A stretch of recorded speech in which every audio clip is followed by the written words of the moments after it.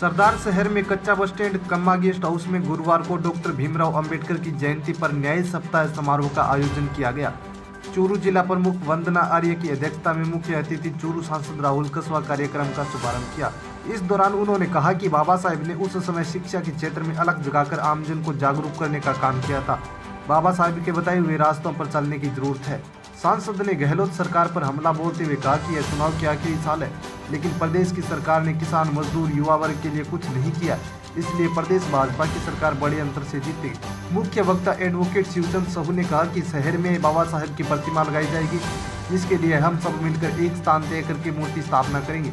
पूर्व विधायक अशोक पिंचा ने बंद पड़ी बापा सेवा सदन स्कूल को पुनः शुरू करने के लिए संघर्ष करने की बात कही। समारोह में भाजपा किसान मोर्चा जिलाध्यक्ष सत्यनारायण सारण, मधुसूदन राज पुरोहित, मोहनलाल आर्य, जिला परिषद सदस्य गिरधारीलाल पारी, सुशीला सारण आदि ने बाबा साहेब के बारे में जानकारी दी। कार्यक्रम में हजारों की संख्या में शहरी व ग्रामीण क्षेत्र से पुरुष व महिलाओं ने भाग लिया। विचारधारा पहुंची है, इसका श्रेय अगर सबसे ज्यादा हमारे तक, आप तक अगर पहुंचने का श्रेय बाबा साहब को लाने वाले थे वो माननीय साहब कांशीराम जी थे। कांशीराम जी के बाद में हम लोगों तक बाबा साहब पहुंचे, वरना कि अम्बेडकर की जयंती आज विश्व के प्रत्येक कोने कोने में मनाई जा रही है और ऐसा कोई व्यक्ति नहीं है जो आज बाबा साहब के विचारों से प्रभावित नहीं है। बाबा साहब का पूरा जीवन है वह जातिगत भेदभाव से परिपूर्ण था। वो उन्होंने जो पढ़ाई करी थी वो इस जातिगत भेदभाव में रहते हुए ही करी थी और उन्होंने पढ़ते हुए ये एक निर्णय ले लिया था अपने आप से कि मैं जीवन में ऐसा कुछ करके जाऊंगा, इस देश से जाति प्रथा का समूल विनाश करूंगा। सबसे पहले तो भारत के राष्ट्रपिता महात्मा ज्योतिबा फुले को नमन करते हुए, भारत की मां सावित्रीबाई फुले को नमन करते हुए, विश्व रत्न डॉक्टर बाबा साहब अम्बेडकर को नमन करते हुए और मंच पर विराजमान सभी सम्मानित थे और आप जो गांव-गांव, ढाणी-ढाणी से इस कार्यक्रम में बाबा साहब के विचार सुनने के लिए आए, आपका भी मैं दिल से शुक्रिया और धन्यवाद करता हूं। सत्यनारायण जी ने जो बात कही कि आप शॉर्ट में बोले, बाबा साहब अम्बेडकर के बारे में अगर मैं पूरा दिन बोलूं तो भी कम पड़ेगा, लेकिन मेरी जिम्मेदारी बनती है कि आपको मैं कम शब्दों में ज्यादा समझाने का प्रयास करूं और मेरा फोकस यह होना चाहिए कि बाबा साहब अम्बेडकर ने इस देश के अंदर भारत के लोगों के लिए क्या काम किया और अपने जीवन काल में उन्होंने क्या क्या संघर्ष किए, किन चीजों के खिलाफ उन्होंने लड़ाई लड़ी, उसी बातों पर मैं थोड़ी रोशनी डालने का प्रयास करूंगा। हो सकता है मेरी बातों से आप सहमत हो या न हो, लेकिन ये मेरी बातें नहीं है, ये उस महामानव की बातें हैं जो भारत के लिए सोच रखते थे, भारत को मजबूत करने की सोच रखते थे। सप्ताह मनाया जा रहा है। इस कार्यक्रम के जो आयोजक मंडल है, शिवचंद जी साहू और उनकी टीम को इस अच्छे कार्य के लिए बहुत बहुत साधुवाद और धन्यवाद देना चाहता हूं। भीमराव जी अंबेडकर का जन्म 14 अप्रैल 1891 में मध्य प्रदेश के मऊ गांव में हुआ था।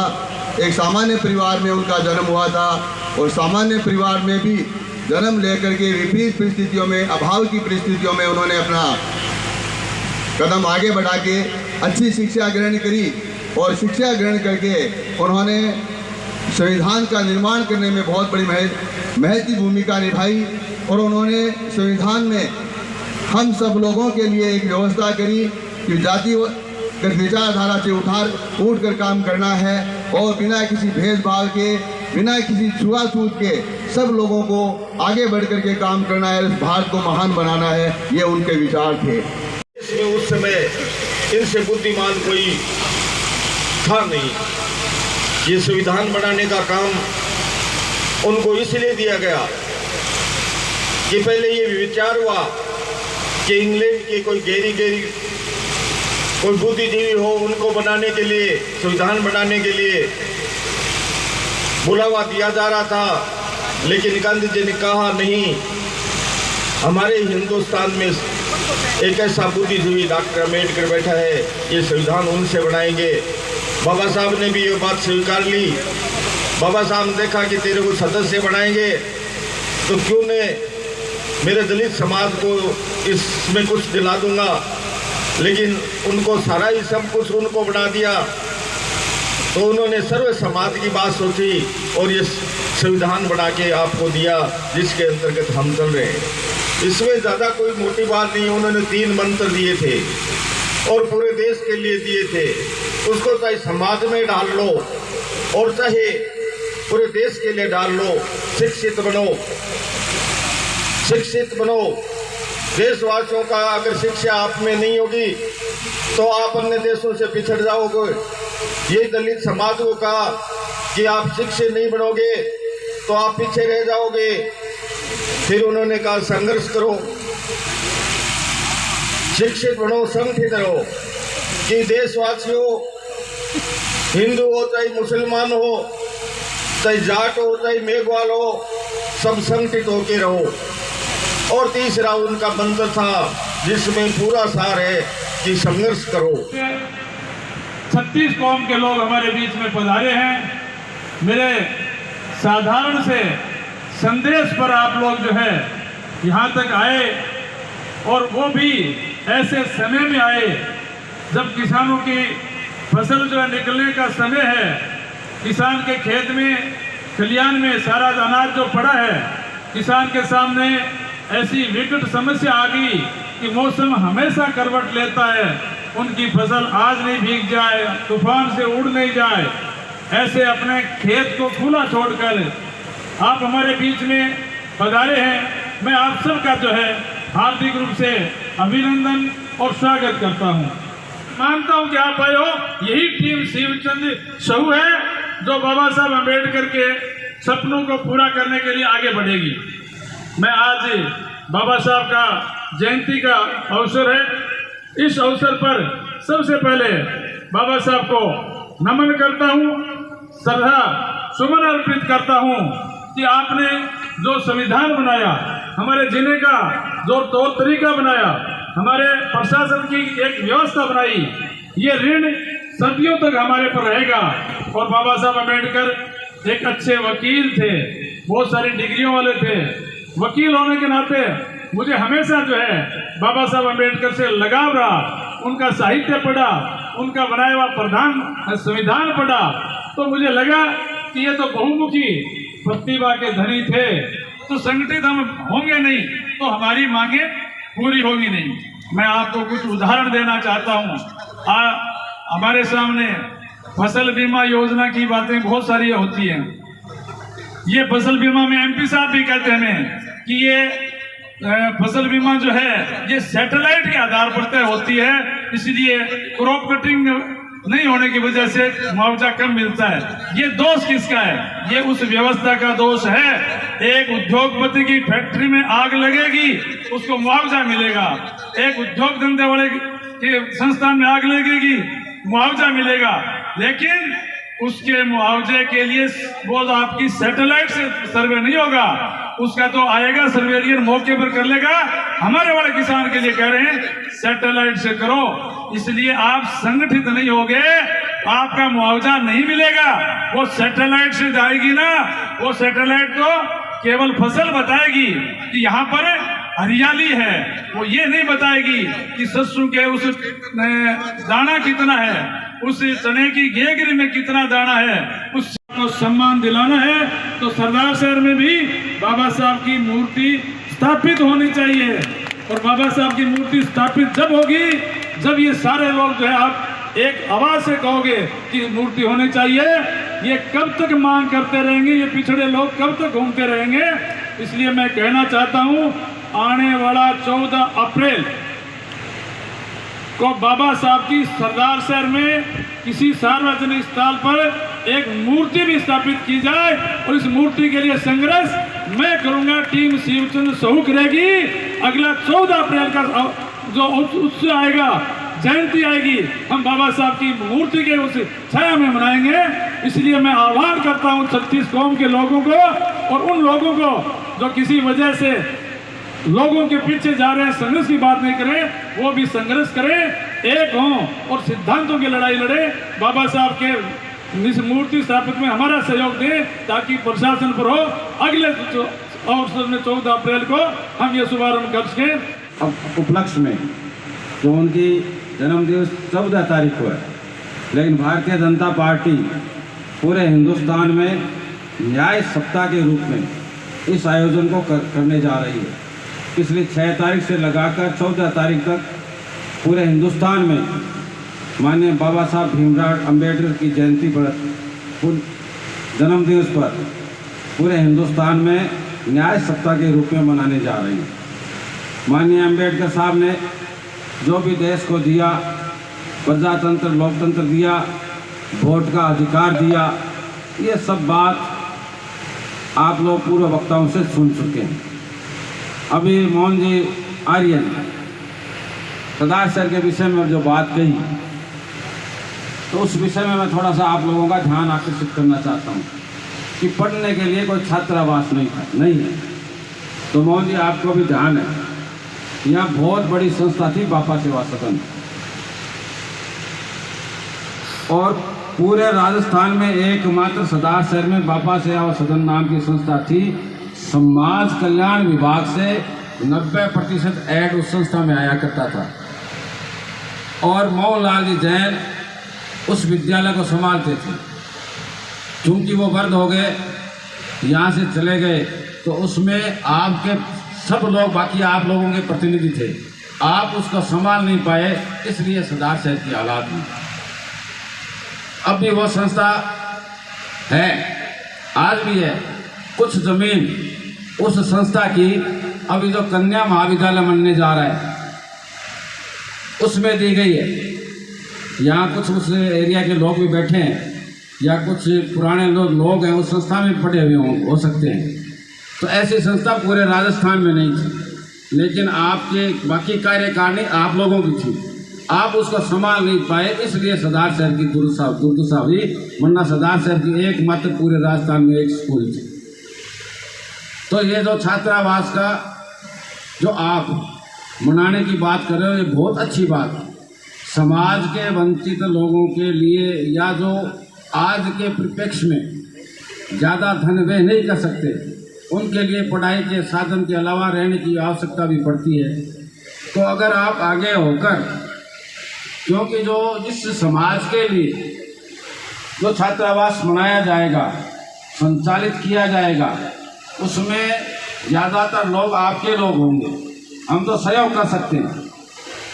तो अगर ऐसा बीड़ा आप उठाते हो तो निश्चित रूप से इस काम में मैं सबसे ज़्यादा सहयोग देने वाला व्यक्ति महसूस करूँगा अपने आप। लेकिन क्या है कि उत्साह में मना तो लेते हैं, बाद में संभाल नहीं पाते, तो उससे क्या है कि ह्रास होता है। तो निश्चित रूप से उसमें भी अभी कुछ जो भूमि है आज भी बापा से आप सदन के नाम से बची हुई है, तो उसमें भी मैंने पिछली सरकार के समय में प्रयास किया था कि स्कूल वहाँ वापस चालू हो जाए। बहुत से कागजात दिए थे, लेकिन नुमाइंदगी एक तो विधानसभा में बोली जाती है और एक पत्राचार किया जाता है, तो उससे हुई नहीं। तो आने वाला समय निश्चित रूप से मोदी जी अपना है, उस प्रयास करके वापस स्कूल को भी खुलाने का प्रयास करेंगे, ताकि जो वहाँ मोहल्ला भी ऐसे मोहल्ला ज़्यादा है, आबादी भी ऐसे लोगों की ज़्यादा है या पिछड़ा वर्ग लोगों की ज़्यादा है, तो निश्चित रूप से आने वाला समय में हम ऐसी व्यवस्था हम सब मिलकर करेंगे ताकि सरदार सर के बच्चों की भी उन्नति हो, सरदार सर के लोग भी आगे बढ़ें। इससे प्रेरणा लेकर आज के इस अभियान से, इस दिशा निर्देश से हम सब लोग प्रेरणा लेकर समाज के उत्थान के लिए काम करेंगे। इसी आशा और विश्वास के साथ बहुत बहुत धन्यवाद। किसान वर्ग भी बड़ी मात्रा में आए हुए हैं, सभी लोग आए हो, अपने अपने विचार हमारे आदरणीय अशोक जी ने भी, मोहन जी ने भी, साहू साहब ने, सत्यनारायण जी ने, प्रधान जी हमारे मधुसूदन जी ने, सब ने अपने अपने विचार रखे हैं। और मैं तो समझता हूं कि इसमें कोई दो बात नहीं होनी चाहिए, हम किसी का ना जवाब दें, अपने अपने विचार सबके होते हैं। समाज के अलग अलग वर्ग से उठकर हम आते हैं। एक बहुत लंबा सफ़र हिंदुस्तान ने निकाला है, एक बहुत लंबा सफ़र हमारी गुलामी का भी रहा है। कई चीज़ों का इम्पैक्ट हमारे समाज के ऊपर है। आज से 400 साल, 300 साल, 100 साल, 200 साल पहले की क्या तरीके का समाज की रचना थी, कैसा समाज था, उस पर जितना बात करेंगे उतनी कम रहेगी। वो बीत गया समय, उस समय के अनुसार की जरूरतें कैसी थी, क्या विचारधारा थी, उस पर जितना बोलो, किसी के बारे में भी मैं मानता हूँ कि हम जितना गलत बोले उतना कम पड़ जाएगा, पर अच्छा बोलेंगे वो बहुत जोर आएगा। पीछे भी बीती हुई बातों को सब भूलें, आने वाले कल में क्या कर सकते हैं, आने वाले कल को कैसे आगे बढ़ा सकते हैं, कैसे इस देश को, मैं तो एक सांसद होने के नाते, युवा होने के नाते मैं तो आने वाले कल को देखता हूँ। हाँ जरूर सही है बात ये कि बीता हुआ कल भी कुछ काला रहा होगा तो उस काले को दोहरा करने का काम भी आने वाले कल को ही करना है, पर अपन करेंगे। पर पैर ने गहना ना रखो, पैर ने आगे बढ़ाओ, आगे बढ़ोगा वही जीवन है। और जो बीत गया गहना, आज को हिंदुस्तान वो हिंदुस्तान को नहीं जो 1947 में तो, आज को हिंदुस्तान बिल्कुल डिफरेंट हिंदुस्तान है। और 2047 में एक नए विकसित हिंदुस्तान का ख्वाब देखते हैं देश के प्रधानमंत्री नरेंद्र मोदी। और हम अमृत काल की बात करेंगे, 25 साल की बात करेंगे। हमारी व्यवस्था ये होनी चाहिए, किसी के ऊपर भी नए नए नेतृत्व आते, नए नए लोग पुराने लोगों को गालियां बक के राजनीति में आगे बढ़ना चाहते हैं, परंपरा सी बनी हुई है। हर आदमी ने अपने हिसाब से, समाज की जरूरतों के हिसाब से हम किस रूप में अपने मत का प्रयोग करते हैं। मोहन जी, सबने मैं कहूंगा, शिवचरण जी ने भी कहना चाहूंगा, प्रधान जी ने भी कहना चाहूंगा, हम समाज का आईना है। समाज हमसे क्या उम्मीद करता है, नेतृत्व आईना होता है समाज का। अगर हमारे चेहरे में कुछ खराबी है तो हमारे वोटों में भी कुछ ना कुछ खराबी पक्की मिलेगी। आपने ऐ बात ही मंथन करना पड़ेगा। थे चुनो माने, इतिहास गवाह है, जिन लोगों के ऊपर केस भी हुए वो भी दोबारा जीत के आ गए क्योंकि जनता को पसंद थे। तो थे हमारा, थे चुनो हो, जो विचार में लेके चुनाव में चला, जो मैं काम कर रहा थे, क्या काम ने सराहोगा, क्या ने प्रोत्साहन दोगा, क्या जब थे ताली बजाओगा, वही काम दोबारा दोहराने की जरूरत और कोशिश नेतृत्व करेगो। कि आज मैं बैठा मंच के ऊपर, क्या नेतृत्व के भाषण दिए थे, के कहा ताली बजाई, आगलो नेता भी है, सोचो वही बात बोलनी पड़ेगी, ताली हूं बात चलती रहा है। अगर मैं ढंग की बात बोलूं थे ताली नहीं बजाओगा, और मैं चिटकली करूंगा तो ताली बजाओगा। तालियों खेल चल रहे आजकल, तो थे तालियां ने ढंग के जगह इस्तेमाल करोगा, समाज को चारों 5 साल में ही परिवर्तित हो जाओगे, मैंने तो पूरा विश्वास है। अब थे ताली गलत जगह बताओगा तो भाई देखो 5 का 50 साल भी लाख के हैं, 70 तो लाग ही गया। अब ये चुनाव मारो बीतते हुए कोई उदाहरण ही है अपना, आप में ताली गलत बात की क्या करा, आप नुकसान हो अपनो।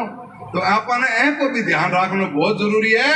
जो समाज की जरूरत है, जिसको समाज उठाएगा, मेरा तो ये पर्सनली मानना है, एक सांसद के रूप में मैं क्यों ना हूं, एक विधायक के रूप में अनिल जी क्यों ना हो, एक प्रमुख के रूप के अंदर हमारी वंदना जी क्यों ना हो, प्रधान के रूप में मधुसूदन जी क्यों ना हो, मैं वही काम करूंगा जो थे मारो काम करवाना चाहूंगा। मैं गलत तो कौन कह रहे होंगे, अब थे तो ताली बजा लो, अपने मौको है, अपने घर की बात तो यही है। तो मैं सारा ने यही कहूं, बहुत कुछ हुआ है, शिक्षा के अंदर बहुत परिवर्तन आया है, और मोहन जी भी सही कहा, आगे भी बहुत कुछ आना बाकी है। यू को नहीं कह सकता कि आज सब कुछ खत्म हो गया, विकसित हो गया ना। समाज धीरे धीरे अपनी सहूलियतों के हिसाब से, अपने परिवारों के हिसाब से आगे बढ़ता है। छोटा छोटा काम है, आपने एक एक चीज करके मजबूती में आगे बढ़ना है, और उनसे ही देश विकसित होगा। एक साथ झटके में आपा अपने से बड़े ने अपने से आगे ने देख के कंपेयर करनो मैं उचित को नहीं समझू। मेरो ये पर्सनली माननो है। सबसे पहले तो मैं बाबा साहब के श्री चरणों में नमन करती हूँ, वंदन करती हूँ। साथ ही साथ मेरे दादा ससुर स्वर्गीय श्री रावत राम जी आर्य को भी याद करती हूँ कि आज इन्हीं की वजह से मैं आप सभी के सामने यहाँ खड़ी हूँ। तो आज मैं इन दोनों को याद करती हूँ। बाबा साहब के बारे में कहें, मुझसे पूर्व वक्ताओं ने सब कुछ बता ही दिया वैसे तो मेरे लिए बोलने को कुछ बचा नहीं। पर बाबा साहब हमारे संविधान निर्माता तो थे ही, साथ में उन्होंने जो हमारे व्यक्ति है जिन्हें हमें सिर्फ सम्मान और समानता चाहिए, उसकी भी ऐसी व्यवस्था करी कि आज सभी व्यक्ति समान रूप से अपने सम्मान और समानता के लिए खड़े हैं। बाबा साहब ऐसे व्यक्ति थे जिन्होंने सर्व समाज को साथ में लेने की बात कही। उन्होंने किसी एक पक्ष या एक समाज को साथ में ले जाने के लिए नहीं कहा। उन्होंने कहा था शिक्षित बनो, संगठित रहो, संघर्ष करो। तो शिक्षा ही एक ऐसा जरिया है जिसके कारण हम सब संगठित हो सकते हैं। शिक्षा के साथ साथ हमें संस्कारों की भी बहुत ज़रूरत है, क्योंकि आज की युवा पीढ़ी में संस्कार धीरे धीरे खत्म होते जा रहे हैं। तो आज हमें शिक्षा के साथ संस्कार भी चाहिए। और हमारे जो बाबा साहब भीमराव अम्बेडकर थे, वो कानून के भी ऐसे ज्ञाता थे कि उन्होंने हमारे संविधान का निर्माण किया। बाबा साहब उन्होंने ये कहा कि समाज में जो फैली बुराइयां हैं, कुरीतियां हैं, उन्हें मिटाना है, ना कि एक समाज को लेके अलग से अपना कोई समाज बनाना है। अम्बेडकर जी का आज जन्मदिन से 6 तारीख को भारतीय जनता पार्टी का स्थापना दिवस था।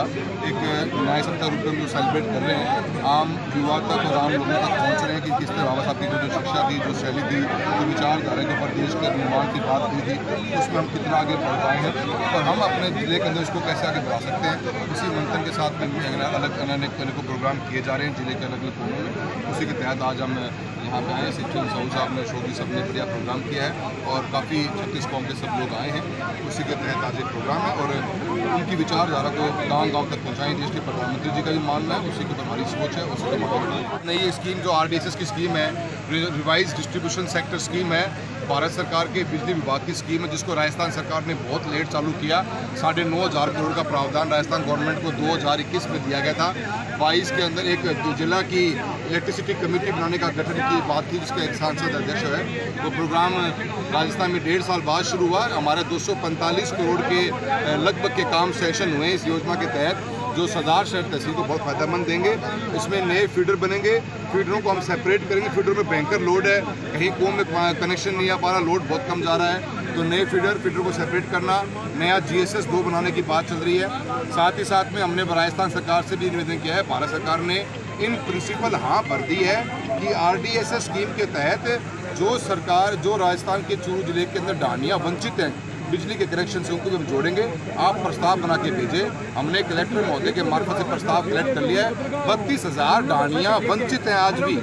उन ढाणियों का प्रस्ताव अगर राजस्थान सरकार भेजती है भारत सरकार को, तो हम किसानों को उसका जोड़ने का कार्य करेंगे। और साथ ही साथ में बीमा का अच्छा पैसा आ रहा है। अभी 47 पटवार मंडल 2022 के बीमा कंपनी ने इसमें इशू रेज किया है, 17 सरदार शहर के हैं। उस मुद्दे को भी हम उठा रहे हैं ताकि किसानों को बढ़िया क्लेम मिले। 155 करोड़ क्लेम 2022 का आया है, जिसमें सरदार शहर अकेले के 39-40 करोड़ रुपये सेक्शन हुई है। तो विकास के सही पैमाने के ऊपर हम काम कर रहे हैं। भारत सरकार जितनी भी योजना देती हैं, उस योजनाओं का बढ़िया क्रियान्वयन चूरू जिले के अंदर हो, ये हमारी सोच है। PM श्री योजना भी चूरू जिले के लागू हुई है। उसमें खेजड़ा गांव को लिया गया सरदार शहर के, जिसमें 2 करोड़ की लागत से बढ़िया स्कूल का निर्माण किया जाएगा, जिससे आने वाले समय के अंदर हमारी शिक्षा प्रणाली के अंदर बड़ा सुधार होगा। सर, आप मीडिया कर्मचारी हैं, सर थोड़ा सा चीज़ समझिए। मेरा व्यक्तिगत व्यक्ति भी, मेरे भी कुछ बीमारी हो सकती है, शायद कैंप में बीमार हो सकता हूँ मैं।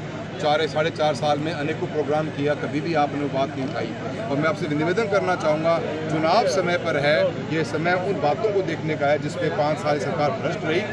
करप्शन रहा, अनएम्प्लॉयमेंट रहा और महिलाओं के प्रति पीड़ा उत्पीड़न सबसे ज़्यादा पूरे देश के अंदर राजस्थान में रहा। उन मुद्दों को उठाइए ना कि ये कि कौन आया कौन नहीं। सर ये जरूर पता है कि जल जीवन मिशन एक बहुत बढ़िया प्रोग्राम था, भारत सरकार का योजना है, जिसमें राजस्थान सरकार के मात्र 31% का काम पूरा हुआ है।